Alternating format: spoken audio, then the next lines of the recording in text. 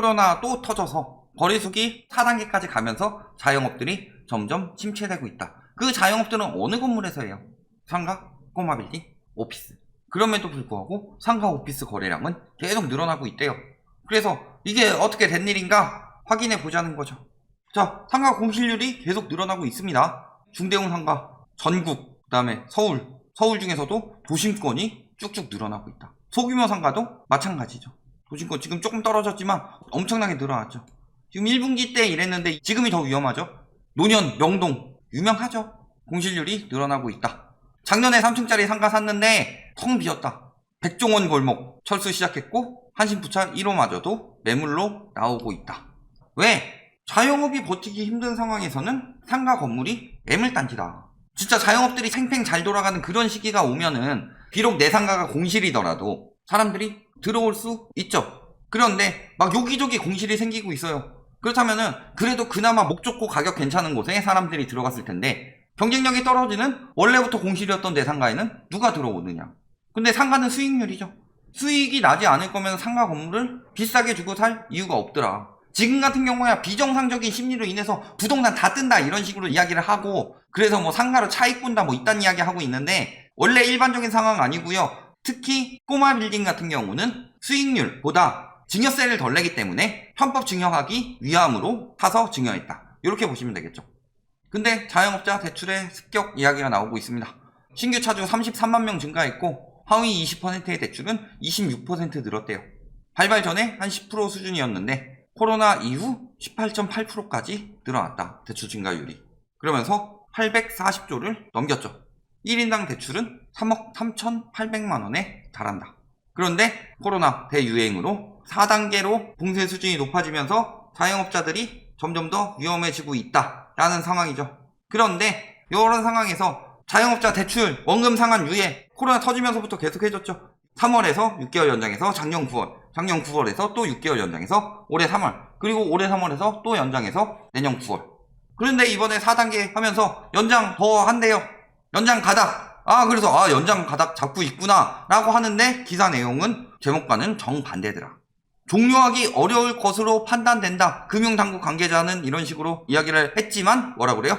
종료일까지 기간이 많이 남은 만큼 확산세를 더 지켜보겠다.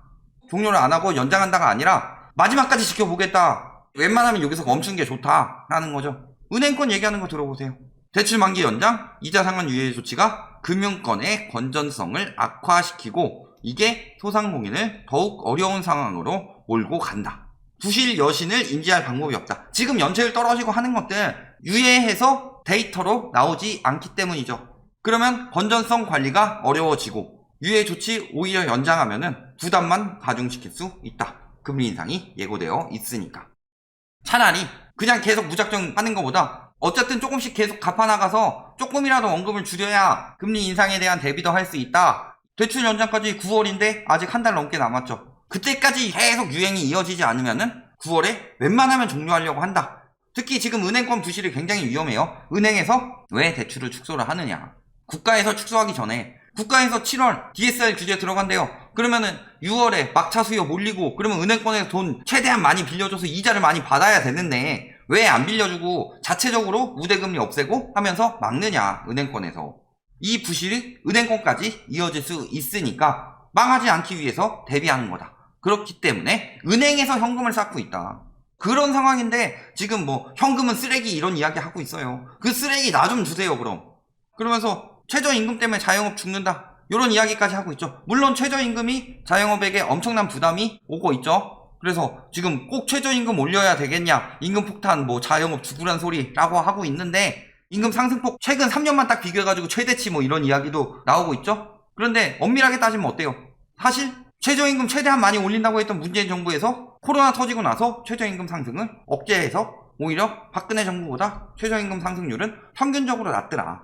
자영업자는 물론 최저임금으로 엄청난 타격을 입겠죠. 1인 자영업 아니라면. 그런데 문제는 최저임금이 안 오른다. 그러면 어떻게 돼요? 소비는 더더욱 침체되겠죠.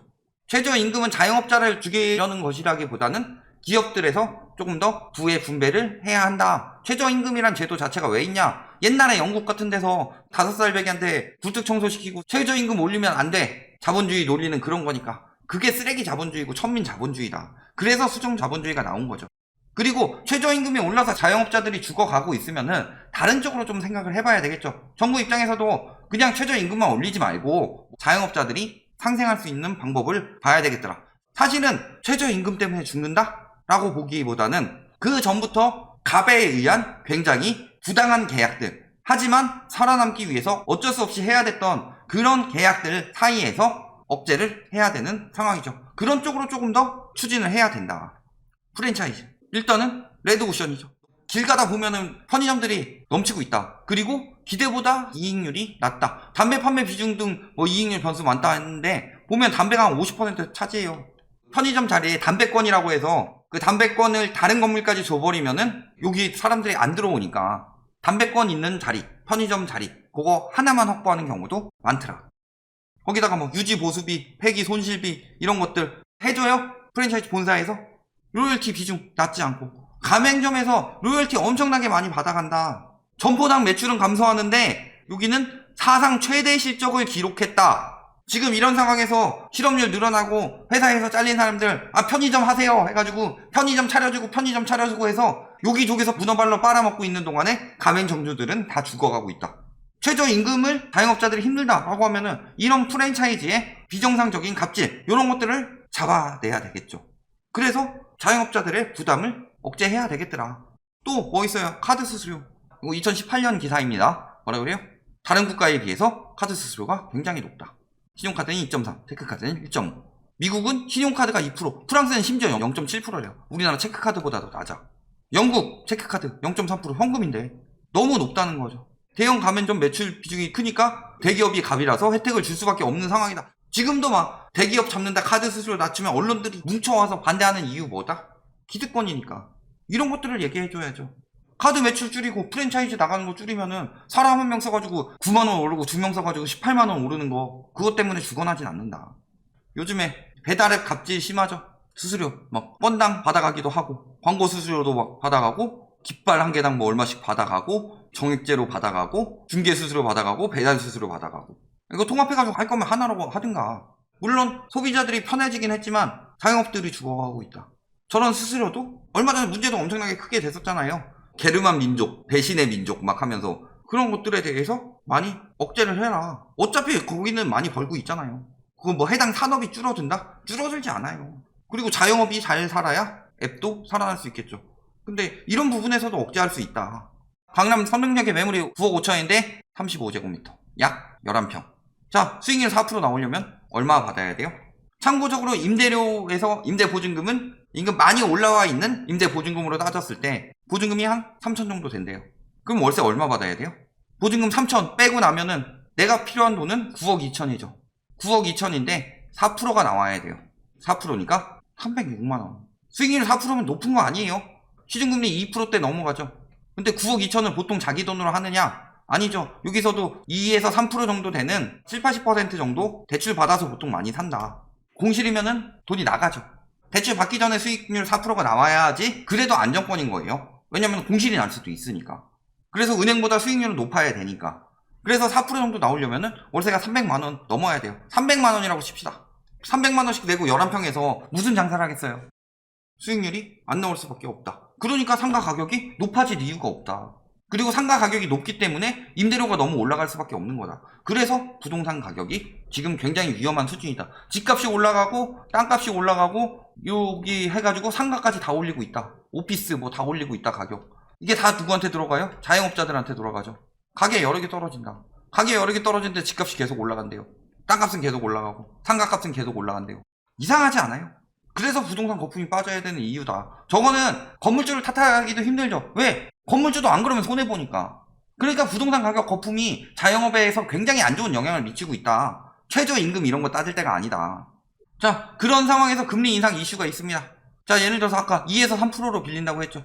그러면은 수익률이 4% 나오면은 대출을 많이 받을수록 이익인데, 예를 들어서 이자 해가지고 금리가 한 4% 정도 나온다고 생각을 해봐요. 지금 거의 한 2. 몇 %인데 평균금리가 거기서 기준금리 1% 올린다고 해봅시다. 1% 올려야 되죠. 그러면 어떻게 돼요? 4% 나오면 수익률 4%도 안 나오는 데는 박살 나는 거예요. 그러면 상가 가격 떨어질 수밖에 없죠.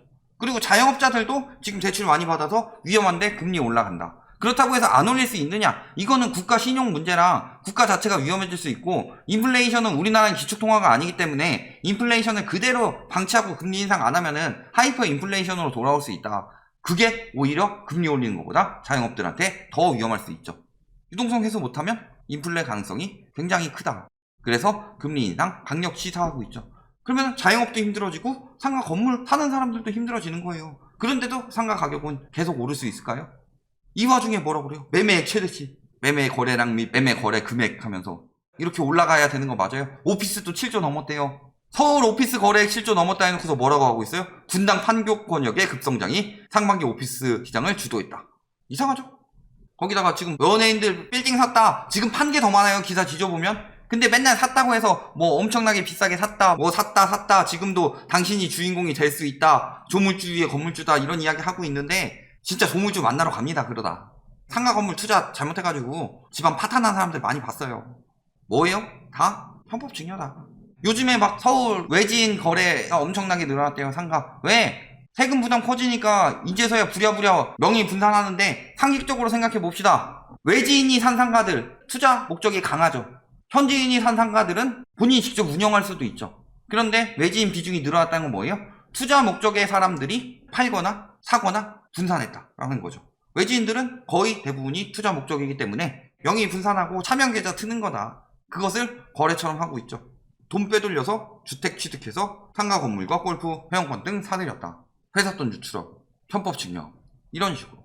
결론, 자영업 죽고 수익률 안 나오는데 상가는 더 올라요. 말이 안 되는 상황이죠.